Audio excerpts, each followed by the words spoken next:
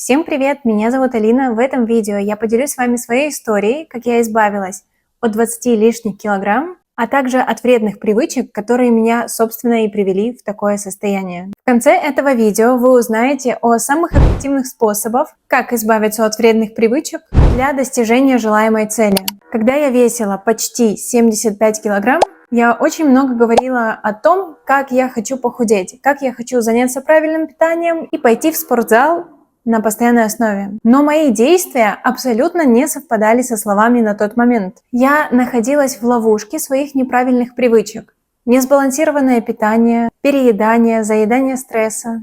Долгое время я продолжала говорить о том, что я хочу изменить свою жизнь, но мое поведение не соответствовало этому. Например, обычный мой день выглядел так. Утром я просыпалась после 9, первый прием пищи припадал приблизительно на 12 часов дня, и, как правило, это была очень плотная еда, и к каждому моему приему пищи шел обязательно десерт.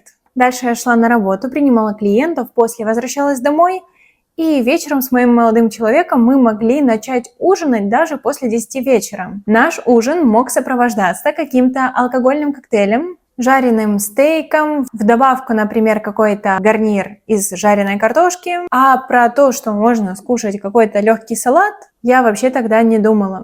Ну и, конечно же, в конце каждого приема пищи был десерт. Представляете, как заканчивается такой день? Я ложусь спать приблизительно в 12:30 ночи. Утром я просыпаюсь, конечно же, с отеками, потому что я пила алкоголь, кушала много соленой пищи. Я смотрю в зеркало, я себе абсолютно не нравлюсь. Я начинаю себя винить и говорить: все, давай действуй уже прямо сейчас. В моменте я принимаю импульсивное решение садить себя на голодовку. На тот момент, в принципе, это самые отчаянные действия, которые я делала. То есть, находясь во вчерашнем дне, когда я в 10:30 кушала жареную картошку, стейк, запивала все алкогольным коктейлем, я об этом не думала. Вот наступил новый день, как же я могу с этого нового дня сразу измениться, если о том, какой я буду сегодня, я не думала еще вчера. Как правило, голодовки у меня продолжались максимум 1 день, а чаще всего полдня, когда я до обеда либо до вечера не кушаю, а на ужин я наедаюсь и съедаю еще больше, чем могла съесть за весь день. Со слезами на глазах я снова смотрю на себя в зеркало. Я становлюсь на весы и начинаю себя ругать еще больше. Понимаете, в тот момент я хотела максимально быстрых результатов. Как из всех этих распиаренных диет по типу минус 10 килограмм за 1 месяц.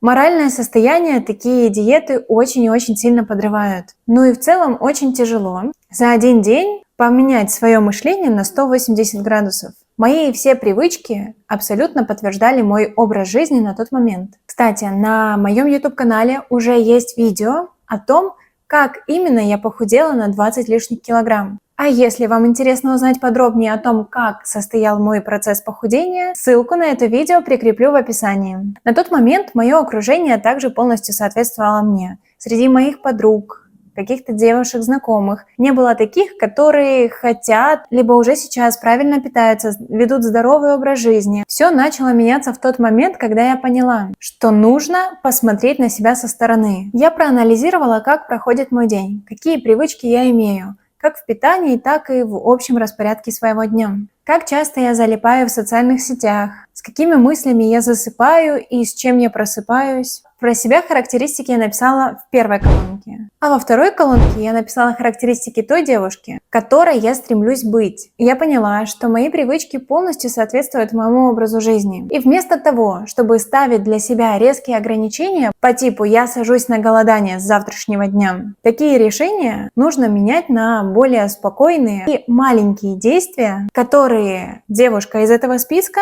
на данный момент готова совершить. Если практически каждую ночь я засыпала с телефоном в руках и при этом я смотрела TikTok о продуктивности, о успешном успехе, такие видео лично у меня вызывали стресс и тревогу. Мы с вами все знаем, как это происходит. Заходим в TikTok посмотреть 1-2 видео, а по итогу не замечаем, как уже пролетает 2-3 часа. И мы, напичканные этой ненужной информацией, ложимся спать. Лично у меня такие видео часто вызывали чувство неполноценности, тревоги, беспокойства, чувство о том, что я недостаточно хороша. И вообще потребление таких видеороликов в коротком формате и с множеством триггеров согласитесь, явно не идут никому на пользу. Я поняла, что мне нужно сместить свой фокус. Вместо залипания в ТикТоке я вечером открывала Pinterest, смотрела примеры завтраков, и также я старалась себя ограничивать во времени, чтобы действительно это не превращалось в несколько часов. Сейчас у меня в настройках iPhone стоит режим «Не беспокоить», и он начинается с 9 вечера и заканчивается в 9 утра. Это делает меня счастливее. Также в помощь мне пришел YouTube. Я начала в YouTube обращать внимание на каналы тех девушек, которые ведут здоровый образ жизни, которые заботятся о своем как физическом, так и ментальном здоровье. И часто в даже повседневных влогах девушки показывали пример рациона своего питания. Это меня вдохновляло, мотивировало, но шло время, и не то чтобы я сразу начала это применять в свою жизнь. Первое мое изменение произошло не с резкого отказа, а с малюсенького изменения в своей привычной жизни. Кстати, хотела я похудеть в течение 10 лет, и только на 10-й год своего желания я смогла перейти от слов к действиям. Как я вам ранее говорила, каждый мой прием пищи сопровождался десертом. Я решила 1 день в неделю отказываться от сладкого. Но в то же время я никакое ограничение по количеству сладкого не ставила на все оставшиеся 6 дней. Это было достаточно легко. Я не чувствовала себя обделенной. Я даже не замечала, как этот день проходит. Потому что я не обещала себе на тот момент придерживаться правильного питания. То есть все дни недели, включая 7-й день, я могла есть чипсы, жареный фастфуд. И вот на фоне такого большого объема попросить себя о том, что, пожалуйста, 1 денечек не кушай сладкое, это было достаточно легко. Прошла 1-я неделя достаточно успешно, 2-я. На 3-ю неделю я думаю, а что будет, если 1 день в неделю я буду заканчивать свой прием пищи до 8 часов? Самое важное, я хочу заметить, что я не прописывала для себя никакие планы. То есть я шла по собственному наитию, по своей интуиции. У меня не было никакой программы, по которой мне нужно следовать. По собственным ощущениям я принимала для себя следующее решение. Следующие несколько недель заканчивала свои приемы пищи до 8 вечера и постепенно начала уменьшать количество сладкого. Наверное, самое важное, что здесь стоит сказать, я действовала по отношению к себе с любовью и с пониманием. То есть как будто я самый лучший друг для себя. Я не ставила себе резкие ограничения, как было раньше. Я перестала себя ругать. Я просто смотрела на список, что у меня есть сейчас и что я хочу получить. И старалась максимально экологично идти к нему. Приблизительно с каждой неделей, 2-й, я добавляла новые просьбы к себе, назовем это так. И в целом все это время, пока я шла от максимально нездорового, несбалансированного питания к более экологичному и чистому, у меня заняло полгода. Какой человек согласится сесть на диету, которая начнется, в принципе, только через полгода? Поэтому мой путь нельзя назвать диетой. Это чистое принятие себя, доверие и любовь к себе. Благодаря этому у меня не было абсолютно никаких срывов. Также в течение 1-го месяца своего пути я начала заниматься спортом. На самом деле это было довольно-таки интересно. А именно все у меня началось с тренировок кардио.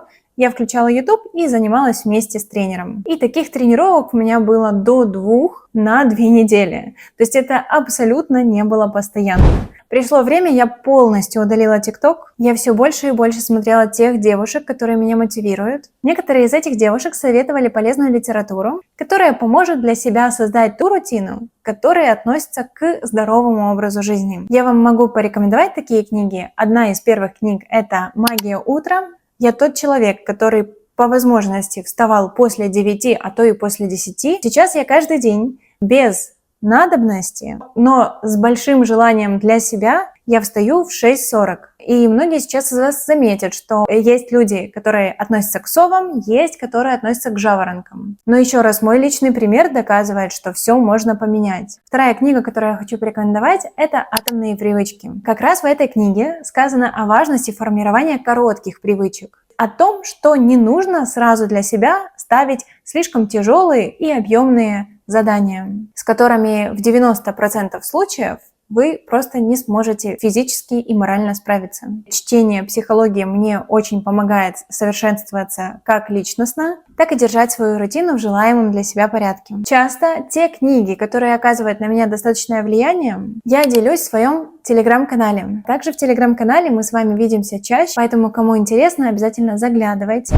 У меня не было физического общения с теми людьми, которые замотивированы на достижение цели так же, как и я, поэтому я сформировала, так скажем, для себя онлайн-общество. Привычку заниматься спортом я ввела на ежедневную основу, и сейчас каждое утро я просыпаюсь в 6:40 и первым делом иду на кардиотренажер, который стоит у меня дома. В то время, когда я удалила TikTok, в целом мое настроение улучшилось. Я стала меньше осуждать людей. Мне больше не хочется сплетничать по поводу кого-то и выявлять чьи-то недостатки. Сейчас я концентрируюсь на тех людей, которые меня вдохновляют. Я концентрируюсь, конечно же, и на себе. Мы для себя — это самый важный источник вдохновения. Теперь у меня достаточно длинная ежедневная утренняя рутина, и, как правило, она выглядит так. Подъем в 6:40, тренировка полчаса либо больше кардио. После этого я выполняю свои челленджи. Теперь я начала устраивать для себя челленджи. Самое важное — с вознаграждением. Сейчас в январе у меня проходит челлендж 1 час занятия английского ежедневно. 30 дней подряд я должна это сделать. И вознаграждение я себе уже изначально прописала. Это также меня стимулирует придерживаться выполнения челленджа. После челленджа я готовлю завтрак, иду в душ и в целом, можно сказать, начинаю свой продуктивный день. Давайте еще раз подытожим все мысли. Если вы хотите изменить себя и достичь значимых результатов. Первое. Попробуйте посмотреть на себя со стороны. Кем вы являетесь сейчас? Какие у вас есть ежедневные привычки?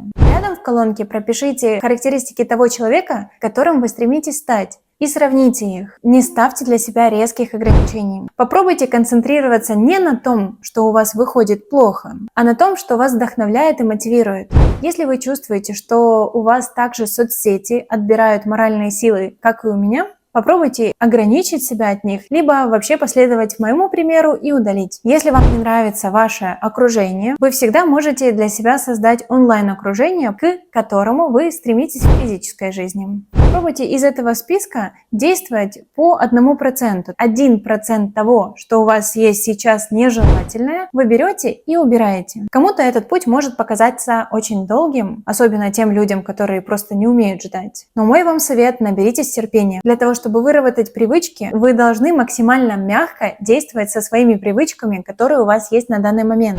Не ждите изменений с наступлением Нового года, либо с наступлением следующего понедельника. У меня бывали случаи, когда мне было тяжело пойти и заниматься тем же кардио на тренажере. И чем больше я об этом думала, что «ой, мне сейчас тяжело», тем еще тяжелее мораль мне от этого становилась. И мой прием, который работает всегда, я резко встаю и начинаю проговаривать прям вслух. Все, я прекращаю думать, я больше об этом не думаю, я не думаю об этом. И действительно, когда я перестаю об этом думать, я через секунду оказываюсь на тренажере. Начинайте делать. Нету смысла думать.